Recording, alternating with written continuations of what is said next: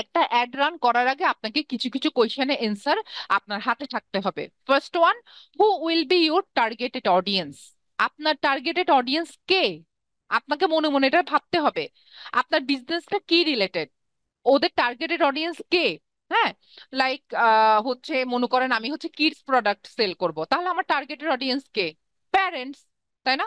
এখন এক মানে আমাদের বাংলাদেশ থেকে চিন্তা করলে প্যারেন্টস হওয়ার জন্য তো মোটামুটি 25 বছরের আগে খুব কমই প্যারেন্টস পাওয়া যাবে এখন, তাই না? সো 25 বছর থেকে 40, 45, 50 ইয়ার্স পর্যন্ত ওরা সবাই প্যারেন্টস হতে পারে মোটামুটি, কিডস যদি হয়, একদম ছোট ছোট বাবুদের যদি প্রোডাক্ট হয়। আবার আমার যদি প্রোডাক্ট হয়, কথার কথা হচ্ছে, কথার কথা আমি ডিজিটাল মার্কেটিং কোর্স সেল করব, কথার কথা, হ্যাঁ, ইস্যুখন যেরকম হচ্ছে অনলাইন ব্যাচ রাখে, মনে করো আমি কোর্স সেল করব, তাহলে আমার টার্গেটেড অডিয়েন্স কারা হতে পারে? যারা মনে করেন ডিজিটাল মার্কেটিং শিখতে চায়, তাই না? যারা এখন স্টাডিতে আছে, ক্যারিয়ার মানে সামনে গড়বে এমন কেউ, হ্যাঁ, যারা ডিজিটাল মার্কেটিং ইন্টারেস্ট রাখে এমন কেউ। তারপর হচ্ছে মনে করেন আমি বিজনেস করি হচ্ছে রিয়েল এস্টেটে, তাহলে আমার এমন মানুষদেরকে টার্গেট করতে হবে যাদের ইনকাম সোর্স ভালো, এবং যারা মোটামুটি হচ্ছে এখন এমন লেভেলে চলে এসেছে যারা একটা হোম কিনতে পারে, ঠিক আছে, একটা হোম বা প্লট বা প্রপার্টি কিনতে পারে, তাহলে আমার তাকে টার্গেট করতে হবে। সো আপনাকে মাথায় মাথায় এগুলো ধরে নিতে হবে যে আপনি যে যে নিশকে নিয়ে পেড মার্কেটিং করতে চাচ্ছেন বা অ্যাড রান করতে চাচ্ছেন বা অ্যাড সেট আপ করতে চাচ্ছেন, তাদের টার্গেটেড অডিয়েন্স কারা, এটা আপনাকে কিন্তু একটু করেও মাথায় বুঝতে হবে। আপনি না বুঝতে পারলে আপনার অ্যাড রান কখনোই ভালো হবে না। সেকেন্ড কি, how many campaigns do you want to run? এটার অ্যান্সার আমি লাস্ট ক্লাসে দিয়েছিলাম। হ্যাঁ, যে হচ্ছে আপনি কয়টা ক্যাম্পেইন রান করবেন এটা আপনাকে আগে থেকে মাথায় ধরে নিতে হবে। নতুন বিজনেস, নতুন পেজ, তাহলে প্রথমে আমাকে কি করতে হবে? আমাকে কিছু পেজের ফলোয়ার বাড়ানোর রিলেটেড একটা অ্যাড ক্যাম্পেইন সেট আপ করতে হবে। দেন হচ্ছে অ্যাওয়ারনেস বিল্ড করতে হবে, বেশি বেশি অ্যাওয়ার করা আমার ব্র্যান্ডটা কি, কি নিয়ে কাজ করে, হ্যাঁ, কি কি প্রোডাক্ট আমাদের আছে বা কি কি সার্ভিস আমরা দিয়ে থাকি, এই টাইপের আমাকে ব্র্যান্ডিং এর কাজ করতে হবে। দেন থার্ড ক্যাম্পেইনটা আমি অবশ্যই প্রথম দিকে সেলে যেতে পারবো না, থার্ড ক্যাম্পেইনটা আমি এঙ্গেজমেন্ট রাখতে পারি, হ্যাঁ, বা ফ্যামিলিয়ার করার জন্য, ফ্যামিলিয়ার বা কনসিডারেশন করার জন্য এরকম কোনো অ্যাড রাখতে পারি।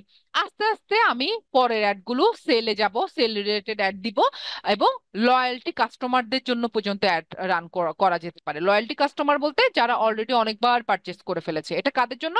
মনে করেন একটু পুরনো যাদের পেজ, অনেকগুলো অ্যাড ক্যাম্পেইন সেট আপ হয়েছে, ওগুলোর থ্রুতে যারা হচ্ছে অনেক প্রোডাক্ট কিনেছে বা সার্ভিসটাকে কিনেছে, তাদের ক্ষেত্রে এই টাইপের আপনি ক্যাম্পেইন সেট আপ করতে পারেন। সো আপনার ক্লায়েন্টের সাথে বসে এগুলো আপনাকে আগে ডিসাইড করতে হবে যে কয়টা ক্যাম্পেইন যাবে, এবং তাহলে ক্যাম্পেইনের বাজেট কি হবে।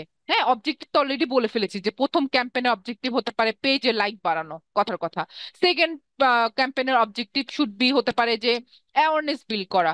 থার্ড ক্যাম্পেইনের অবজেক্টিভ হতে পারে এঙ্গেজমেন্ট ব্রিং করা। ফোর্থ ক্যাম্পেইনের অবজেক্টিভ হতে পারে আমি এখন সেলে যাব আস্তে আস্তে করে। ফিফথ ক্যাম্পেইনের অবজেক্টিভ হতে পারে কোনো ডিসকাউন্ট অফার দেয়া লয়্যালটি কাস্টমারদের জন্য। ওকে, এই টাইপের করে আপনি হচ্ছে আপনার ক্যাম্পেইনটা সেট আপ করতে পারেন। দেন আপনার ক্লায়েন্টের টোটাল বাজেট কত জিজ্ঞেস করবেন। এখন ক্লায়েন্টের বাজেটের ক্ষেত্রে আপনারও সে থাকা উচিত। এখন ক্লায়েন্ট এসে যদি আপনাকে বলে নতুন পেজ, বেশি একটা খরচ করতে চাই না, $50 বাজেট, আপনার ক্লায়েন্টকে বুঝাতে হবে যে এই পেজে $50 আপনি ফলো নিতে নিতেই $50 শেষ হয়ে যাবে। আপনি তো তাকে প্রথম দিকে, সে এটা ভাবতে পারবে না যে প্রফিট আনা, প্রথম দিকে তো সবকিছু গোছাতে হয়, তারপরে তো প্রফিট, তাই না? প্রথমে তো আপনি প্রফিট করতে পারবেন না। কথার কথা, আপনি একটা রেস্টুরেন্ট দিলেন, হ্যাঁ, মনে করেন হচ্ছে আপনি একটা ভ্যান ভ্যান টাইপে যে হচ্ছে ফুড কোর্ট হয় না, ছোট ছোট, এগুলোকে কি বলে, ফুড কার্ট বলে মনে হয়, ওই টাইপের একটা ফুড কার্ট দিলেন। আপনি তো এটা ভাবতে পারবেন না যে আপনাকে এখানে এসে কেউ হচ্ছে চেয়ার টেবিলে বসে খাবে, আপনি খাওয়াতে পারবেন, হ্যাঁ, ওরকম করে আপনার হচ্ছে প্রফিট হবে, প্রফিট মার্জিন আপনি ছোট থেকে শুরু করবেন, তাই না? আপনার যদি 60 টাকা কোনো একটা ড্রিঙ্কসে খরচ হয়, আপনি এটা হায়েস্ট 80 to 90 টাকা রাখতে পারেন। হ্যাঁ, বাট আপনি যখন একটা আস্তে আস্তে করে আপনার সোর্স বাড়বে, ইনকাম সোর্স বাড়বে, আপনি একটা রেস্টুরেন্টে যে হলে যাবেন, তখন আপনি একটা 60 টাকা খরচ হওয়া একটা ড্রিঙ্কস এর প্রাইস আপনি 200ও রাখতে পারেন, হ্যাঁ, 250ও রাখতে পারেন, ওটাও ডিপেন্ড করে। সো এগুলো ক্লায়েন্টকে আপনাকে বুঝাতে হবে যে বাজেট ইনিশিয়াল স্টেজে প্রফিট মার্জিন চিন্তা না করে ইনিশিয়াল স্টেজে বাড়াতে হবে। ঠিক আছে? আচ্ছা, একটা মিনিট, আমার ইলেকট্রিসিটি চলে গেছে, আমি একটু আইপিএস এর লাইনটা দিয়ে দিই।